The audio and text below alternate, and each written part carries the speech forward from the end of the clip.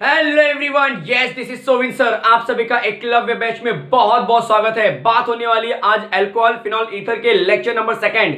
Try करूंगा कि जो अल्कोहल फिनॉल है वो आज मैं खत्म कर दूं और ईथर जो होगा उसे वन शॉट में मैं अगले लेक्चर में पूरा कर दूंगा।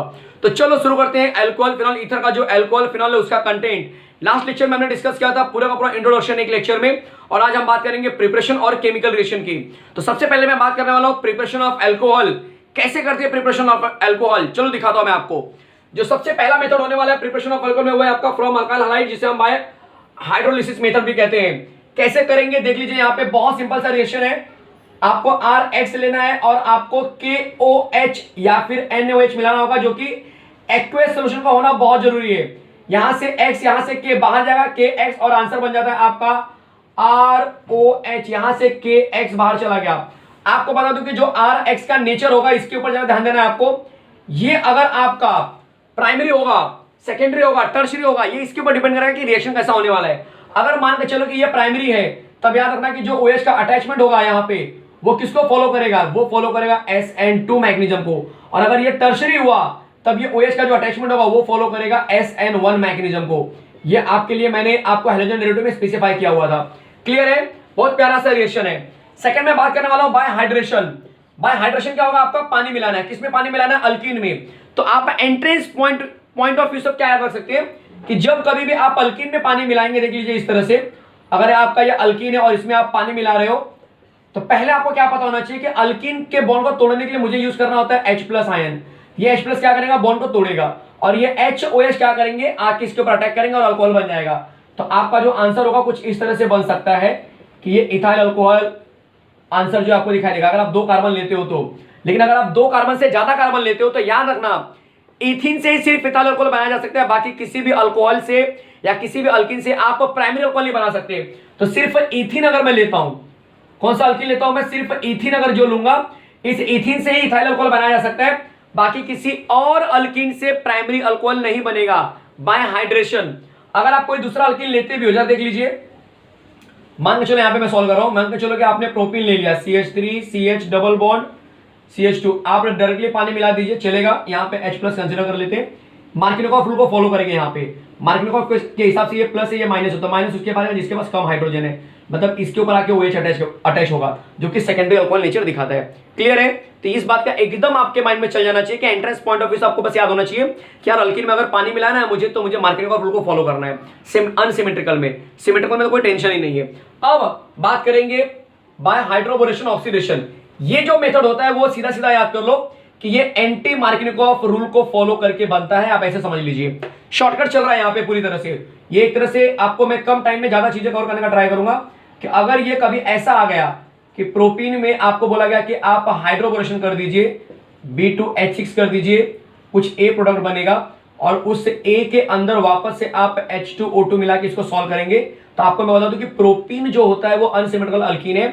अनसिमेट्रिकल में अगर कभी भी आप हाइड्रोबोरेशन करेंगे, ऑक्सीडेशन करेंगे, तो जो आंसर बनेगा वो बन जाएगा प्राइमरी अल्कोहल। ये आपको शॉर्टकट में याद रखना है। कोई डाउट है किसी को? डिटेल के बारे में जाना, अगर आपको बोलना है कि नहीं सर रिएक्शन कैसे हो रहा है, देखो हम एंट्रेंस से डील कर रहे हैं, तो हम यहाँ पे रिएक्शन तो बहुत ज्यादा डिटेल में जाएंगे नहीं।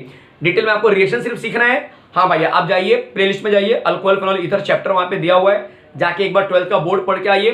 फिर इस लेक्चर में आपको मजा आएगा कि यार इस लेक्चर में शॉर्टकट में कैसे करना है। मुझे पहले आपको पता होना चाहिए अल्काइल हैलाइड में अगर मैंने एक्वस सॉल्यूशन मिलाया, सीधा अल्कोहल बनेगा।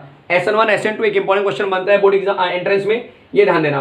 अल्कीन में बस पता होना चाहिए अल्कीन को तोड़ने के लिए H+ चाहिए रहता है, और पानी मिलाने से अल्कोहल बनेगा। प्राइमरी अल्कोहल जो होता है सिर्फ इथिन से बनता है। अदर देन प्राइमरी बनाना हुआ तो आपको इथिन के अलावा कोई भी आप अल्कीन ले सकते हो। जैसे प्रोपीन लिया तो सेक प्रोपाइल बन जाएगा, आइसोब्यूटिल लिया तो टर्ड बन जाएगा। यस, इस तरह की कंडीशन पता होनी चाहिए। अगर आपने प्रोपीन लिया है तो आपको यहाँ पे सेक प्रोपाइल मिल जाएगा। अगर आपने हाइड्रोबोरेशन करने जा रहे हो, ऑक्सीडेशन मेथड करने जा रहे हो, तो यार ना वो एंटी मार्किनोव रूल को फॉलो करेगा, मतलब डायरेक्टली आपको मिल जाएगा उस कंपाउंड के ऊपर OH जिसके पास ज्यादा हाइड्रोजन होता है। आप देख सकते हैं यहाँ पे। समझ में आ रहा है सबको अच्छे से? कोई डाउट है किसी को? अब एक चीज मैं बता दूं कि जो हाइड्रेशन मैंने बोला आपको अल्कीन का, इसका मैकेनिज्म भी कभी कभी बन जाता है। तो जरा देख लीजिए मैकेनिज्म से कैसे डील करेंगे। अगर आपको इसका मैकेनिज्म पूछा गया तो क्या करेंगे, तो हाइड्रेशन ऑफ अल्कीन का मैकेनिज्म मैं यहाँ पे समझा रहा हूं। हाइड्रेशन ऑफ अल्कीन का मैकेनिज्म, क्योंकि कभी कभी वो इंटरमीडिएट समझ में नहीं आता लोगों को कि हाइड्रेशन ऑफ अल्कीन में इंटरमीडिएट कैसे हो गया। जरा ध्यान दीजिए, आप समझ लीजिए कि ये डबल बॉन्ड है, ये इस तरह से दिखाई दे रहा है सबको। अब इसमें आपने क्या किया, ये जो H प्लस है पहले वो अटैक करता है, तो ये H प्लस आ गया। अब ये H प्लस किसी एक कार्बन के पास जाएगा, माने यहाँ पे चला गया, जैसे वो यहाँ पे जाएगा ऑब्वियस है डबल सिंगल बन जाएगा, देख लीजिए इस तरह से, और कार्बन की वजह से डिस्टर्ब होने की वजह से इसके ऊपर प्लस चार्ज जाएगा। तो आपको क्या याद रखना है कि हाइड्रेशन ऑफ अल्कीन में कार्बोकेटन का बनना बहुत जरूरी है। अगर कभी ऐसी पॉसिबिलिटी हुई कि आपको लग रहा है कि कार्बोकेटन प्राइमरी पे है लेकिन वो सेकेंडरी भी बन सकता है, यहाँ पे सेकेंडरी नहीं बनेगा, यहाँ पे मैक्स टू मैक्स यहाँ से शिफ्ट होकर यहाँ पे आ सकता है। और अगर आपके पास बहुत सारे कार्बन है, इस तरह से कार्बन है और यहाँ पे आपको प्लस चार्ज मिला फॉर एग्जाम्पल, तो याद रखना ये प्लस चार्ज उठ के सेकेंडरी में आने का ट्राई करेगा। क्यों? क्योंकि सेकेंडरी कार्बोकेटायन जो होता है मोर स्टेबल होता है कंपेयर टू प्राइमरी, इस बात का ध्यान रखना, इसलिए मैकेनिज्म बता रहा हूँ। एक बार ये प्लस मिल गया, फिर इसके अंदर आप पानी मिला दीजिए, तो जब आप पानी मिलाएंगे तो पानी का जो O है इसके साथ बॉन्ड बनाएगा। तो बॉन्ड कैसे बनेगा जरा देख लीजिए, बॉन्ड ऐसे बनने वाला है। अब यहाँ पे O आ जाएगा, H आ जाएगा। अब ये जो H प्लस आपने यूज किया तो वो बाहर निकल गया और आपके सामने अल्कोहल, सामने देख लो जरा, मैं बॉक्स में डाल देता हूँ, ये अल्कोहल बन गया, समझ में आ रहा है, CH2 CH3 CH2OH। तो इस तरह से मैकेनिज्म है। मैकेनिज्म में सबसे इंपॉर्टेंट चीज क्या थी, कार्बोकेटन का फॉर्मेशन, जो कि स्टेबिलिटी ज्यादा होगी तो अच्छा रहेगा। इसीलिए जब भी कोई अल्कीन लेंगे और उसमें लगेगा आपको कि यार इसमें तो टर्शरी बन सकता है, तो वो जल्दी से टर्शरी बनाएगा, प्राइमरी सेकेंडरी पे वेट नहीं करेगा। क्लियर है? एमसीक्यू में ज्यादा क्लियर होगा आपको ये चीजें। अब बात करेंगे from carbonyl compound. Carbonyl compound क्या होता है, उसमें दो चीजें होती हैं, एक तो मुझे लेना है कि कार्बोक्सिलिक एसिड लेना है और दूसरा एस्टर लेना है। अल्डिहाइड कीटोन जो होता है जनरली मैं साथ में डिस्कस करूंगा बाद में, तो पहले ए और बी समझाता हूं। दोनों जो होते हैं अपने आप में कहीं ना कहीं ईजी हैं। अगर मैं कार्बोक्सिलिक एसिड कंसीडर करता हूं, देख लीजिए यहाँ पे, अगर मैं कार्बोक्सिलिक एसिड लेता हूं तो इसका हम रिडक्शन करने वाले, क्या करेंगे, रिडक्शन करेंगे, मतलब मुझे सिंपल हाइड्रोजन मिलाना है लाइक लिथियम एल्युमिनियम हाइड्राइड के प्रेजेंस में। क्लियर है? और जैसे ये वाला H इसके पास जाएगा, यहाँ से बॉन्ड टूटेगा और जैसे ये बॉन्ड टूटेगा तो ये H2O बन जाएगा, माइनस H2O कर देता हूँ मैं, और ये H आके इसको पूरा करेगा तो बन जाएगा प्राइमरी अल्कोहल। समझ में आया? तो इस तरह से रिडक्शन आपको याद रखना है। और दूसरा मैं लेता हूँ ईस्टर की मदद से, तो ईस्टर तो अपने आप में और ज़्यादा ईजी है क्योंकि ईस्टरिफिकेशन का ये रिवर्स होने वाला है। तो ईस्टर में अगर मैंने पानी मिला दिया है एसिड के प्रेजेंस में, तो ऑब्वियस है पानी को मैं ब्रेक करके दिखाता हूँ HOH के फॉर्म में। H यहाँ जाएगा, यहाँ से ब्रेक हो जाएगा तो ये अल्कोहल बन गया, दिखाई दे रहा है सबको, डैश वाला पार्ट, तो R-OH विल बी अल्कोहल। और दूसरा क्या बनेगा, ये OH यहाँ पे आके इसको क्या बना देगा, एसिड बना देगा। तो यहाँ पे एसिड और अल्कोहल साथ साथ बनते हैं। क्लियर है? कोई डाउट है किसी को? कहीं पर भी देख लीजिए फटाफट एक बार, पूरा का पूरा समरी आपके सामने लिखा हुआ है। हम एंट्रेंस से डील कर रहे हैं तो ज्यादा मैं बोर्ड लेवल पे नहीं जा रहा हूं, इस बात का ध्यान रखना। अब बात होने वाली है अल्डिहाइड और कीटोन। तो आपको अल्डिहाइड कीटोन के लिए क्या याद होना चाहिए, सबसे इंपॉर्टेंट चीज, अल्डिहाइड और कीटोन के लिए क्या याद होना चाहिए। देखिए मैं एरो लगा रहा हूं यहाँ पे। अगर मैं अल्डिहाइड की बात करूं तो अल्डिहाइड में सिर्फ ये याद रखना है कि अल्डिहाइड में अगर कभी भी आपने फॉर्मल्डिहाइड ले लिया, ध्यान देना जरा, कौन सा अल्डिहाइड ले लिया, फॉर्मल्डिहाइड, शॉर्टकट में लिख रहा हूं, और इसमें अगर मैंने ग्रिग्नार्ड रिएजेंट मिला दिया तो याद रख लो कि वो प्राइमरी अल्कोहल ही आपको देगा, ये फिक्स है। और अगर आपने अदर देन अल्डिहाइड लिया, अदर देन फॉर्मल्डिहाइड लिया, मतलब अल्डिहाइड तो लिया लेकिन अदर देन फॉर्मल्डिहाइड है, फॉर्मल्डिहाइड नहीं दूसरा अल्डिहाइड है, और ग्रिग्नार्ड मिलाया, तब उसी के साथ में क्या बनेगा, सेकेंडरी अल्कोहल बन जाएगा। बट अगर आपने कीटोन ले लिया और प्लस ग्रिग्नार्ड मिला दिया तब ये आपको टर्शरी देगा। चीजें क्लियर हो गई एकदम, चीजें क्लियर हो गई। अल्डिहाइड में formaldehyde plus Grignard primary alcohol चलेगा, और अदर देन मैं इस तरह से लिख दूं अगर कंफ्यूजन है तो, अल्डिहाइड प्लस ग्रिग्नार्ड, देखो अल्डिहाइड प्लस ग्रिग्नार्ड से इसको यहाँ ले जाता हूँ मैं, चलेगा, और फॉर्मल्डिहाइड प्लस ग्रिग्नार्ड करके मैं नीचे लेकर जाता हूँ। अब क्लियर है? चलेगा, देखो aldehyde plus Grignard secondary alcohol, formaldehyde plus Grignard primary alcohol, ketone plus Grignard tertiary alcohol. Clear है? तो अब मैं सिखाने वाला हूँ, ये प्रिपरेशन हमारा पूरा खत्म हो चुका है। एक बार देख लीजिए, कहीं पे कोई डाउट है किसी को, शॉर्टकट में जा रहे हैं हम लोग, वन शॉट लेक्चर जैसा थोड़ा सा ट्राई करूंगा कि आपको ज्यादा पोर्शन कवर हो, क्योंकि अब टाइम बहुत कम बचा रह गया है। ठीक है, तो बोर्ड वाले बच्चे भी अगर फटाफट देखें तो उनको आइडिया मिल जाएगा कि मैं क्या बता रहा हूँ। क्लियर है? चलो, तो अब मैं बात करूंगा फिजिकल प्रॉपर्टी ऑफ एल्कोहल, और उसके बाद फिर मैं बात करूंगा केमिकल रिएक्शन ऑफ एल्कोहल। तो एल्कोहल खत्म होने के बाद तब मैं फिनॉल स्टार्ट करूंगा, दिखाता हूं आपको लेक्चर। चलिए तो शुरू करते हैं फिजिकल प्रॉपर्टी ऑफ एल्कोहल। लेकिन उससे पहले मेरे ख्याल से नीचे कुछ जो अल्डिहाइड का कीटोन का मैंने जो पार्ट बताया था वो शायद मुझे कटा हुआ दिख रहा है, तो मैं वापस से वो नोट लिख देता हूं कि अल्डिहाइड जब भी आप मिलाएंगे, स्पेशली जब फॉर्मल्डिहाइड मिलाएंगे, ध्यान दीजिए जरा, अगर मैं कभी भी फॉर्मल्डिहाइड लेता हूं और उसमें ग्रिग्नार्ड रिएजेंट मिलाऊंगा तो याद रखना कि हमेशा प्राइमरी अल्कोहल बनेगा। रिएक्शन के लिए आप 12th क्लास का लेक्चर देख सकते हैं। ठीक है, और अगर आप दूसरा कोई अल्डिहाइड मिलाते हैं, मतलब अदर देन फॉर्मल्डिहाइड मिलाते हैं और प्लस ग्रिग्नार्ड मिलाते हैं, तो याद रखना कि सेकेंडरी अल्कोहल मिलेगा, ये फिक्स है। और अगर आपने कीटोन ले लिया और प्लस ग्रिग्नार्ड मिला दिया तो याद रखना कि टर्शियरी अल्कोहल मिलता हुआ नजर आएगा। ठीक है, ये चीजें थोड़ी सी कट रही थी नीचे, इसलिए मैंने ये दोबारा लिखा। क्योंकि फिजिकल प्रॉपर्टी अगर आप बात करते हो स्पेशली अल्कोहल का, तो ये 2 पॉइंट आपको एंट्रेंस के लिए बहुत इंपॉर्टेंट है। अगर आपको एंट्रेंस लेवल पे डील करना है तो इन दोनों दोनों पॉइंट को बहुत जल्दी से समझना होगा। जब आप बात करते हो बॉइलिंग पॉइंट, आपको मैं बता दूं कि अल्कोहल जो होता है ना अपने आप में काफी स्ट्रॉन्ग बॉइलिंग पॉइंट दिखाता है compare to other organic compound, क्योंकि अल्कोहल जो होता है ना उसके अंदर क्या मिलता है, हाइड्रोजन बॉन्डिंग मिलती है। तो अगर कभी एग्जाम में आ गया क्वेश्चन कि भाई बॉइलिंग पॉइंट अल्कोहल का ज्यादा क्यों होता है, तो याद रखना एच बॉन्डिंग इसमें बहुत इंपॉर्टेंट रोल प्ले करता है। क्लियर है। और सॉलिबिलिटी जो होता है अल्कोहल का पानी में क्यों होता है, क्योंकि अगेन एच बॉन्डिंग बहुत इंपॉर्टेंट रोल प्ले करता है, क्योंकि जो हाइड्रोजन होता है ना, पानी का हाइड्रोजन और अल्कोहल का O दोनों के साथ में कौन सी बॉन्डिंग होगी, हाइड्रोजन बॉन्डिंग। तो दोनों के लिए रिस्पॉन्सिबल कौन है, हाइड्रोजन बॉन्डिंग रिस्पॉन्सिबल है। तो जब कभी भी एग्जाम में क्वेश्चन बनेगा तुम्हारे लिए कि भाई पानी में अल्कोहल इजीली सॉल्युबल है, क्यों, due to ability to form hydrogen bond with water molecule. Solubility की बात करेंगे, बॉइलिंग पॉइंट की बात करेंगे, तो ये दोनों केसेस में हाइड्रोजन आपको याद रखना है। अब बॉइलिंग पॉइंट में एक और चीज याद रखना है, आइसोमेरिक अल्कोहल की अगर मैं बात करता हूं, ध्यान देना जरा, आइसोमेरिक अल्कोहल क्या होता है, तो आपको याद रखना है कि स्ट्रेट चेन जो होते हैं उनका बॉइलिंग पॉइंट ज्यादा होता है। तो स्ट्रेट चेन जो होगा उनका बॉइलिंग पॉइंट ज्यादा होने वाला है। स्ट्रेट चेन का बॉइलिंग पॉइंट क्या होगा, ज्यादा होगा compare to branched chain. Clear है। तो अगर आपके पास स्ट्रेट चेन है और आपके पास ब्रांच चेन है तो किसका बॉइलिंग पॉइंट ज्यादा होगा, ऑब्वियस है कि स्ट्रेट चेन का ज्यादा होगा, और ब्रांच का क्या होगा, काफी कम हो जाता है। ये अल्कोहल में आप ऑब्जर्व करेंगे for isomeric alcohol. Isomeric alcohol का एग्जांपल मैं ले लेता हूं, जैसे मान के चलो कि मेरे पास ब्यूटेन डैश 1 डैश ऑल है, CH3 CH2 CH2 OH will be butane all, butane dash 1 dash all. और दूसरा मैं ले लेता हूं वही कंपाउंड सेक ब्यूटाइल अल्कोहल, मैंने इस तरह से कंपाउंड ले लिया है जिसका नाम है सेक ब्यूटाइल अल्कोहल 1 2 3, सॉरी दिखाई दे रहा है, जिसका नाम है but dash butane dash 2 dash ol. अगर इन दोनों को मैं कंपेयर करूं तो यहाँ पे जो बॉन्डिंग होगी वो काफी वीक हो जाएगी, जबकि ये बॉन्डिंग प्राइमरी की वजह से काफी स्ट्रॉन्ग होता है। इसको सेकेंडरी अल्कोहल बोलते हैं, इसको प्राइमरी अल्कोहल बोलते हैं। और इस नेचर की वजह से इसका जो बॉन्डिंग पॉइंट होगा काफी ज्यादा होने वाला है और इसका जो बॉन्डिंग पॉइंट काफी कम होने वाला है। क्लियर है, चीज एकदम क्लियर हो रही है। तो ये रहा फिजिकल प्रॉपर्टी, आप एक बार देख लीजिए रफली समझने के लिए। ठीक है, ये मेन इंपॉर्टेंट पॉइंट है एंट्रेंस पॉइंट ऑफ व्यू से, ध्यान देना इस बात को। अब मैं बात करने वाला हूं केमिकल रिएक्शन ऑफ अल्कोहल। तो चलो शुरू करते हैं। चलिए तो शुरू करते हैं केमिकल रिएक्शन ऑफ अल्कोहल। क्या है केमिकल रिएक्शन ऑफ अल्कोहल, बहुत इजी होने वाला है। पहले मैं बात करूंगा उस केमिकल ऑफ रिएक्शन की जिसमें हम OH को टूटते हुए देखेंगे। ठीक है, मतलब अगर ये अल्कोहल मैंने लिखा है तो आप याद रखना कि ये वाला बॉन्ड क्या होगा, मेरा आसानी से टूट जाएगा। और उसमें हम लेने वाले सबसे पहले एक्शन ऑफ मेटल। आपको बता दूं कि यही वो रिएक्शन है जो ये कंफर्म करता है कि अल्कोहल भी थोड़ा बहुत एसिडिक नेचर का होता है। आपको एक चीज और इंपॉर्टेंट बता दूं कि फिनॉल जो होता है अल्कोहल के कंपेयर में मिलियन टाइम्स एसिडिक होता है, मिलियन टाइम्स एसिडिक होता है, इस बात का ध्यान रखना।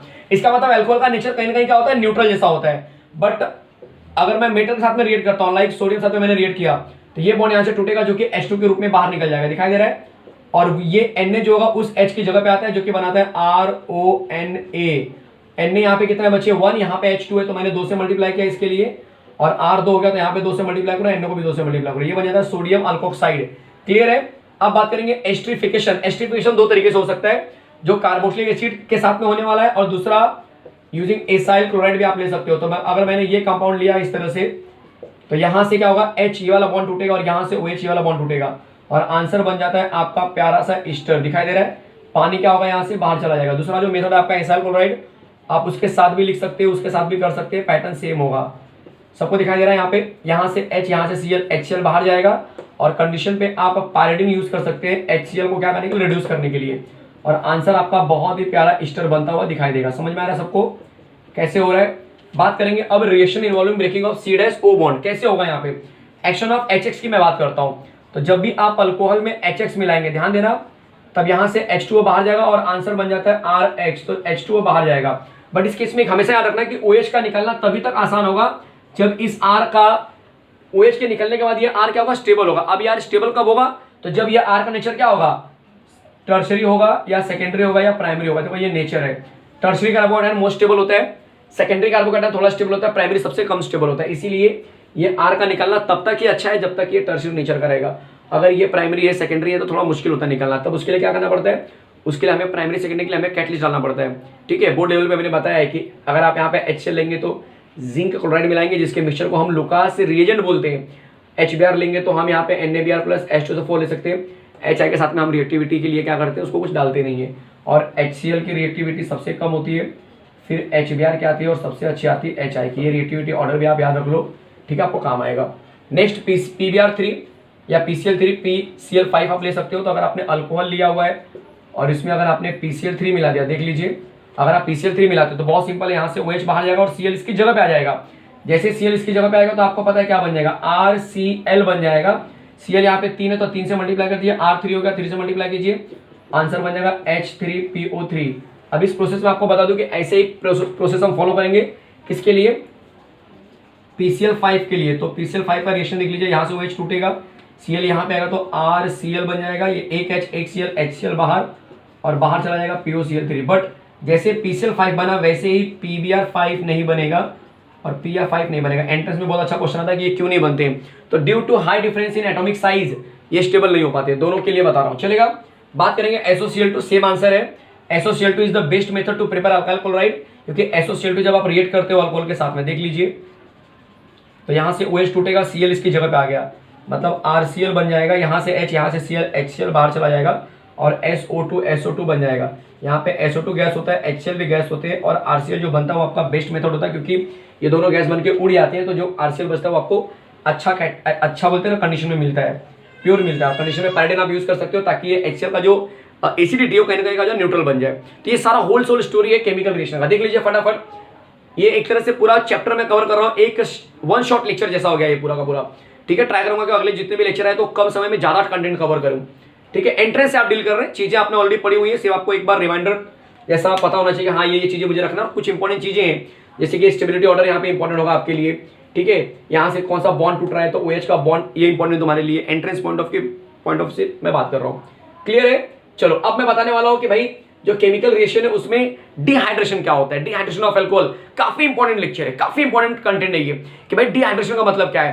देखो डिहाइड्रेशन का मतलब है पानी का बाहर निकलना, बट कहां से निकलेगा पानी, कौन से अल्किन बनने जो बनेंगे वो स्टेबल होंगे, कौन से अनस्टेबल होंगे, इन सब के बारे में मैं बात करने वाला हूं। तो चलो शुरू करते हैं, चलिए तो शुरू करते हैं डिहाइड्रेशन ऑफ अल्कोहल। दिखाता हूं आपको डिहाइड्रेशन किस तरह से किया जाता है, बहुत इंटरेस्टिंग होने वाला है। जब आप बात करते हो डिहाइड्रेशन, नंबर 3 रिएक्शन पूरी तरह से जब हम बात करेंगे डिहाइड्रेशन ऑफ अल्कोहल की, तो एक्चुअल में हम किसकी बात कर रहे हैं देख लीजिए।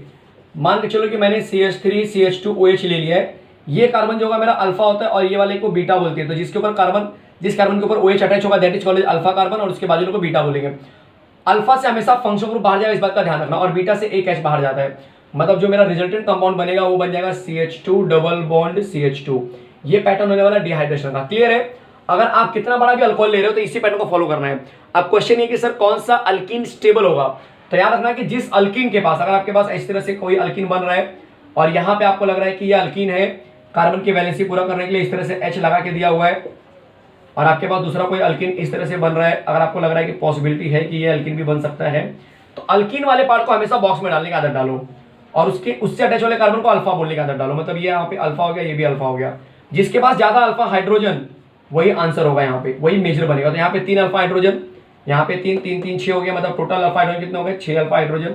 यहाँ पे अल्फा के पास कितने, सिर्फ 2 H आ रहे हैं, तो इसको बोलेंगे 2 अल्फा हाइड्रोजन, तो यहाँ पे ये माइनर हो जाएगा। तो यहाँ पे स्टेबिलिटी इस केस में आने वाली, तो ये प्रोडक्ट ज्यादा बनेगा। ऐसे बहुत सारे क्वेश्चन आपको बनते हुए दिखाई देंगे, आप देख सकते हैं इस तरह से क्वेश्चन रहेंगे, बहुत जगह पे रहने वाले हैं, ठीक है। आपको सिर्फ इस तरह साइक्लोहेक्सेन देंगे, यहाँ पे OH देंगे, बोलेंगे इसका डिहाइड्रेशन कर रहे हैं। अब ये कार्बन हो गया तुम्हारा अल्फा, इसके बाद लोग बोलेंगे बीटा, यहाँ पे भी क्या बोलेंगे बीटा। तो एक चांसेस है कि यहाँ से OH आ सकता है, और मतलब समझ रहे हैं आप लोग, जैसे कि यहाँ से H निकलेगा तो इन दोनों के बीच में डबल बॉन्ड आ सकता है, या फिर एक चांसेस है कि यहाँ से OH निकला और यहाँ से H निकला तो यहाँ पे डबल बॉन्ड आ सकता है। तो पूछेंगे एग्जाम में कौन सी पॉसिबिलिटी है बनने की, तो दोनों पॉसिबिलिटी रहेगी बनने की, क्योंकि दोनों के पास अल्फा हाइड्रोजन जो है सेम रहेगा। तो इस तरह के क्वेश्चन जो होते हैं वो उसको हम बोलते हैं डिहाइड्रेशन। अब डिहाइड्रेशन का एक मैकेनिज्म दिया हुआ है जो काफी इंटरेस्टिंग है, तो देख लीजिए मैकेनिज्म के बारे में कि ये होता कैसे है। मान के चलो ये इथाइल अल्कोहल मैंने लिया, इसी के बारे में बात कर लेते हैं कि अगर ये इथाइल अल्कोहल है, जरा सा मैं थोड़ा ब्रेक करके दिखाता हूँ। तो ये इथाइल अल्कोहल है, ठीक है, ये मेरा इथाइल अल्कोहल है। तो होता क्या है कि ये रिएक्शन होता है इन प्रेजेंस ऑफ एसिड। तो ये एसिड क्या होगा, पहले यहाँ पे अटैक करेगा, तो एसिड सबसे पहले कहाँ पे आएगा, इस O के पास आएगा। जैसे ये इस O के पास आएगा, जरा देख लीजिए क्या बनेगा, ये CH3 वैसे का वैसे रहेगा, यहाँ पर भी 2 H वैसे का वैसे, यहाँ पे OH आ गया, यहाँ पर भी H आ गया, चलेगा। अब ये O की वजह से डिस्टर्ब हो गई, आपको दिखाई दे रहा है इस समय कि हाँ O की वजह से डिस्टर्ब दिख रही है आपको। तो अब ये O क्या करेगा, अपने आप को यहाँ से पानी के रूप में बाहर निकाल लेगा। जैसे ये पानी के रूप में बाहर निकालेगा तो यहाँ पे क्या आ जाएगा, प्लस आ जाएगा, दिखाई दे रहा है, ये प्लस आ गया।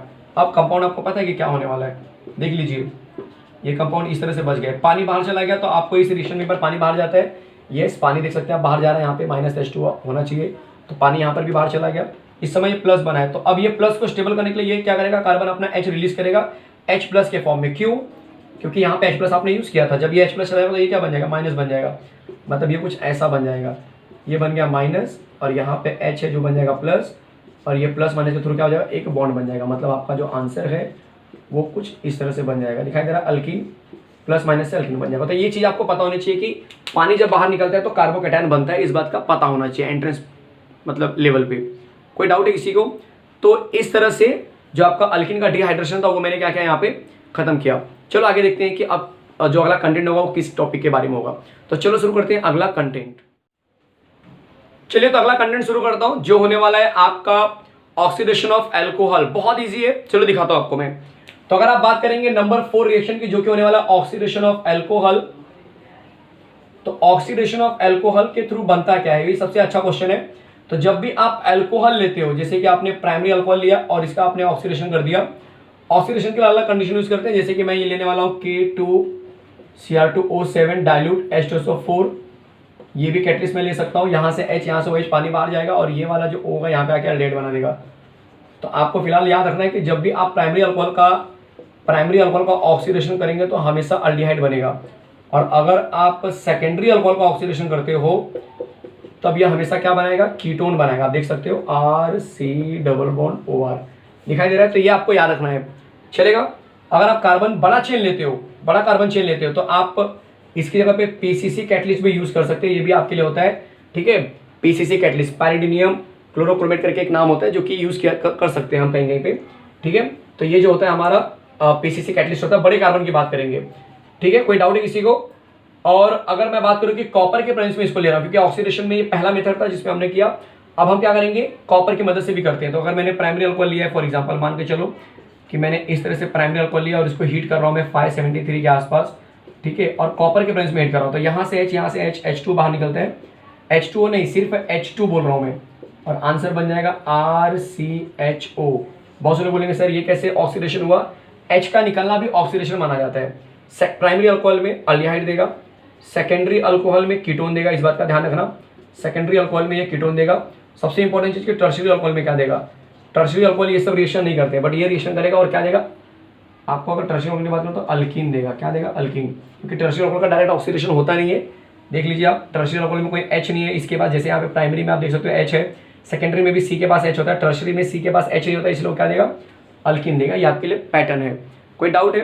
तो इस तरह से जो अल्कोहल है उसका पूरा का पूरा प्रिपरेशन और केमिकल रिएक्शन मैंने क्या किया, खत्म किया। अब शुरू करता हूं फिनॉल। चलिए तो शुरू करते हैं प्रिपरेशन ऑफ फिनॉल। जो पहला मेथड होने वाला प्रिपरेशन ऑफ फिनॉल का हुआ है हमारा डाउ प्रोसेस। डाउ प्रोसेस में हम क्या लेने वाले हैं, तो आपको बस बता दो यहाँ पे शॉर्टकट में कि भाई क्लोरोबेंजीन लेना आप लोग। जब भी डाउ प्रोसेस आ गया और उसमें NaOH मिलाना, क्या मिलाएंगे, NaOH। तो याद रखना कि आपको एक यहाँ पे कंपाउंड मिलेगा, that is called sodium phenoxide. ये बिल्कुल नया कंपाउंड आपके लिए लग रहा है, बट आपने अगर बोर्ड पढ़ा होगा तो आपको ये सब याद होगा, सोडियम फिनॉक्साइड। अब क्वेश्चन ये आ रहा है कि सर सोडियम फिनॉक्साइड जो बनेगा वो क्यों बनता है, तो याद रखना sodium phenoxide is more stable then phenol. ये एंट्रेंस के लिए इंपॉर्टेंट है कि भाई सोडियम फिनॉक्साइड मोर स्टेबल है। क्यों होता है ये, तो ड्यू टू रेजोनेंस याद रखना, क्योंकि सोडियम फिनॉक्साइड कुछ ऐसा दिखता है, देख लीजिए सोडियम फिनॉक्साइड कुछ इस तरह से दिखेगा। ये है आपका सोडियम फिनॉक्साइड और ये है आपका फिनॉल। तो आप देख सकते हो कि सोडियम फिनॉक्साइड में क्या होता है, रेजोनेंस ज्यादा मिलेगा, जो यहाँ पे इलेक्ट्रॉन रहेंगे वो नीचे उतरेंगे और क्या करेंगे, बहुत सारा रोटेशन दिखाएंगे, ठीक है। तो ये चांसेस रहेंगे कि यहाँ पे जो स्टेबिलिटी ऑर्डर रहेगा इसका ज्यादा होता है, इसका कम होता है, इसीलिए फिनॉल का सोडियम फिनॉक्साइड बनना प्रीफर होता है। तो अब जैसे सोडियम फिनॉक्साइड बनेगा, इसमें आप क्या करेंगे, कोई भी एसिड या बेस, बेसिकली हम एसिड मिलाएंगे, तब क्या होगा, सोडियम फिनॉक्साइड का जो Na होगा, Cl होगा, बाहर जाएगा और H आ जाएगा उस O के पास, और आंसर बन जाएगा फिनॉल। क्यूमिन की बात करेंगे तो क्यूमिन जो होता है वो कॉमर्शियल नेम है, कॉमर्शियल मेथड भी होता है फिनॉल बनाने का। क्यूमिन दिखता कैसा, पहले मैं आपको बता दूं कि क्यूमिन दिखता कैसा, क्योंकि बहुत से लोगों को क्यूमिन के बारे में आइडिया नहीं है। देख लीजिए ये क्यूमिन होता है। अब इसमें आपको क्या करना है, O2 करना है, मतलब ऑक्सीजन मिलाते हैं, ये ऑक्सीजन इन दोनों के बीच में आ जाएगा, क्लियर। तो एक पेरोक्साइड जैसा कंपाउंड बन जाता है, CH3COOH इस तरह से बन जाएगा, और यहाँ पे आ जाएगा आपका, सॉरी ऊपर ले लो CH3, जगह नहीं है तो यहाँ पे CH3 लेके नीचे आप क्या करेंगे, बेंजीन बना देना। बाद में इसको हीट कर दो और यहाँ से एसीटोन बाहर चला जाएगा और ये OH यहाँ पे आएगा, तो फिनॉल बन जाएगा। बेंजीन सल्फोनिक एसिड भी यही है आपका, कि बेंजीन सल्फोनिक एसिड में आप क्या करेंगे, पहले आप बेंजीन सल्फोनिक एसिड ले लो। एक्चुअल में ये रहा आपके पास बेंजीन सल्फोनिक एसिड, तो SO3H लिया और यहाँ पे आपने ले लिया NaOH, वापस यहाँ से H, यहाँ से OH, पानी बाहर जाएगा, ये सोडियम बेंजीन सल्फोनेट बन जाएगा। क्या बन जाएगा, सोडियम बेंजीन सल्फोनेट दिखाई दे रहा है। फिर वापस इसमें NaOH मिलाओ और जैसे दोबारा NaOH मिलाएंगे तो बन जाएगा सोडियम फिनॉक्साइड। क्या बन जाएगा, फाइनली सोडियम फिनॉक्साइड बन जाएगा। बाद में आप HCl डाल के इसको फिनॉल बना सकते हैं। समझ में आया सबको?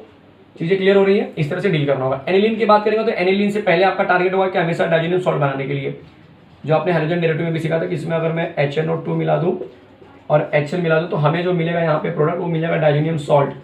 बोर्ड लेवल पे प्रैक्टिस करके आओ पहले आप लोग। और इसमें मैं पानी मिला दूंगा तो यहाँ से HCl बाहर, N2 बाहर, ये OH यहाँ पे आ जाएगा। तो मेरा जो आंसर हो जाएगा प्यारा सा वो बन जाएगा फिनॉल। देख लीजिए ये सारा का सारा कंपाउंड मैंने यहाँ पे लिया हुआ है।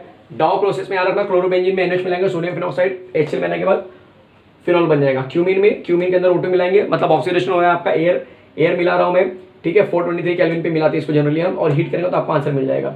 इसको तो जनरली रूम टेम्परेचर मिलेगा, यहाँ पे 423 लेने वाले। बेंजीन सल्फ्यूरिक एसिड में आप मिलाएंगे, 2 बार NH मिलाते हैं, सोडियम फिनॉक्साइड, फिनॉल, और डाइजेनियम सॉल्ट के थ्रू फिनॉल चलेगा। देख लीजिए जल्दी से, काफी इंटरेस्टिंग हो रहा है। अब आने वाला है केमिकल रिएक्शन ऑफ फिनॉल।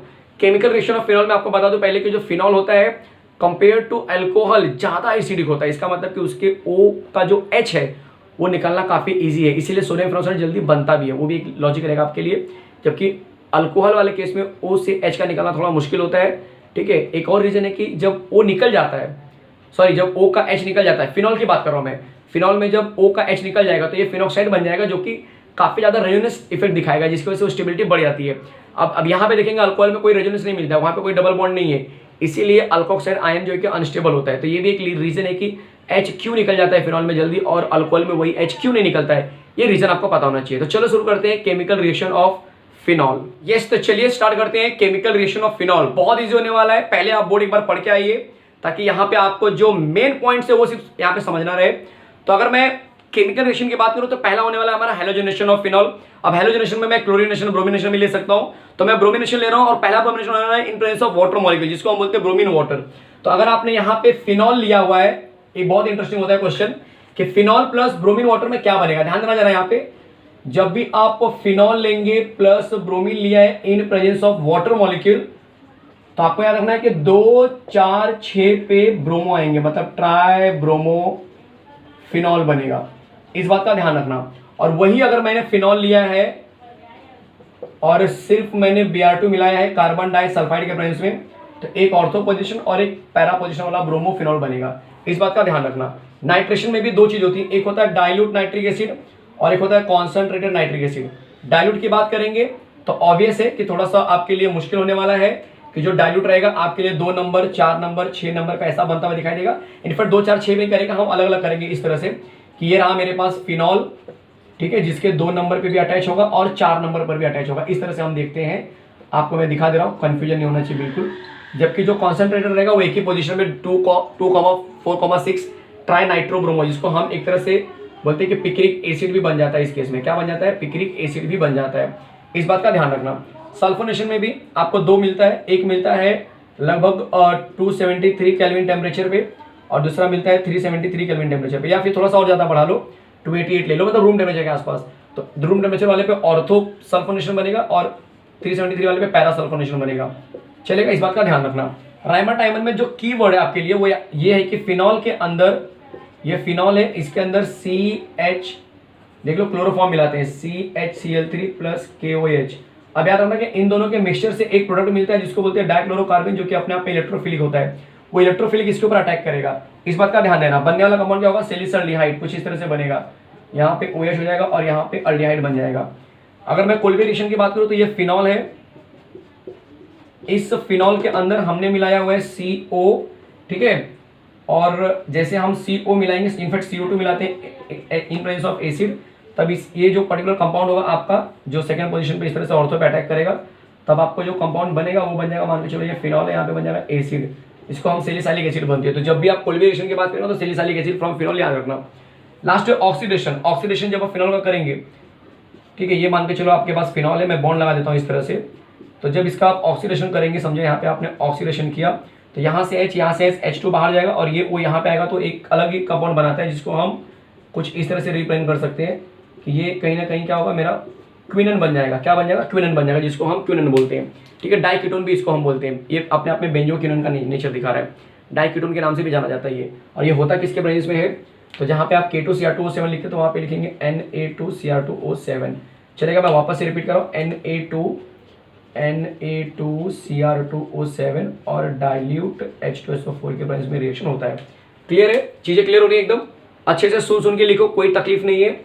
ये ऑलरेडी सब बोर्ड में मैंने मेरे ही चैनल पे प्लेलिस्ट में जाइए, चैनल ओपन कीजिए, ठीक है, चैनल ओपन कीजिए, प्लेलिस्ट में जाइए, अल्कोहल फिनॉल ईथर चैप्टर होगा, वहां पे हर एक लेक्चर को बोर्ड लेवल पे रिएक्शन समझा के दिया। यहाँ पे मैं रिएक्शन पे फोकस नहीं कर रहा हूँ, कंटेंट के ऊपर फोकस कर रहा हूँ कि क्या आपको शॉर्टकट में याद होना चाहिए। ठीक है, तो इस तरह से हमारा अल्कोहल फिनॉल पूरी तरह से खत्म हो चुका है। अगली बार मैं ईथर चालू करूंगा और ईथर खत्म होने के बाद फिर हम लेंगे लाइव। लाइव तो नहीं बोल सकता हूं, लेकिन मैं ट्राई करूंगा, अगर लाइव हो सका तो लाइव लूंगा, अदरवाइज मैं ट्राई करूंगा कि एमसीक्यू का जो सेशन है वो आपके सामने रखूं। मिलते हैं नेक्स्ट लेक्चर में एक नए कंटेंट के साथ में, तब तक आप बने रहिए हमारे साथ एकलव्य बैच के साथ में, एक नए कंटेंट के साथ में। एक चीज और मैं आपसे पूछना चाहता हूं कि इस लेक्चर में मैं काफी फास्ट गया हूं, तो मुझे कमेंट करके बताइए कि क्या इस तरह के लेक्चर आप वन शॉट टाइप में इस तरह से प्रीफर करेंगे या फिर जैसे मैं स्लो मोशन में चल रहा था उसको प्रीफर करेंगे। ये लेक्चर में मैं ऑलरेडी थोड़ा सा फास्ट गया हूं ताकि जो बच्चे ऑलरेडी पढ़ चुके हैं उनका रिवीजन हो जाएगा जल्दी जल्दी। तो ये आपकी चॉइस है, आप क्या चाहते हो? आप चाहते हो कि नहीं सर हर एक रिएक्शन को लिखा के दें, फिर जो है कि आप पढ़ना चाहते हो, या फिर आप चाहते हो कि नहीं रिएक्शन मत लिखाइए क्योंकि टाइम बहुत कम बचा है। तो एमएसटी सीटी जो है या जेई और जो नीट के बच्चे हैं वो चाहते हैं कि सर हमारा बोर्ड तो ऑलरेडी अच्छा हुआ है या फिर हो चुका है या फिर कर रहे हैं, आप सिर्फ कंटेंट के ऊपर फोकस कीजिए जैसे आज कर रहे थे। ठीक है, तो प्लीज कमेंट बॉक्स में जरा क्लियरिफाई कर दीजिए ताकि जो अगला लेक्चर उसके हिसाब से मैं प्लान कर सकूं कि मुझे वन शॉट टाइप में जल्दी खत्म करना है या फिर थोड़ा सा बोलते हैं ना कि लिखा के देना है अच्छे से, कैसे रिएक्शन हो रहा है, अंदर जाऊं डीप में जाऊं। डीप में तो ऑलरेडी जाके कोई मतलब नहीं एंट्रेंस लेवल पे। ठीक है, डीप मतलब समझ रहे हैं आप लोग लिखने के हिसाब से कि भाई मुझे कोई थियरी आंसर तो लिखना नहीं है 3-4 मार्क का 5 मार्क का, मुझे सिर्फ अंडरस्टैंडिंग एमसीक्यू पहचानने आना चाहिए, जो कि मैं इस तरह से बोलते हैं ना शॉर्टकट चीजों को अपना कर क्या कर सकता हूँ, एमसीक्यू पहचान सकता हूँ। मिलते हैं नेक्स्ट लेक्चर में।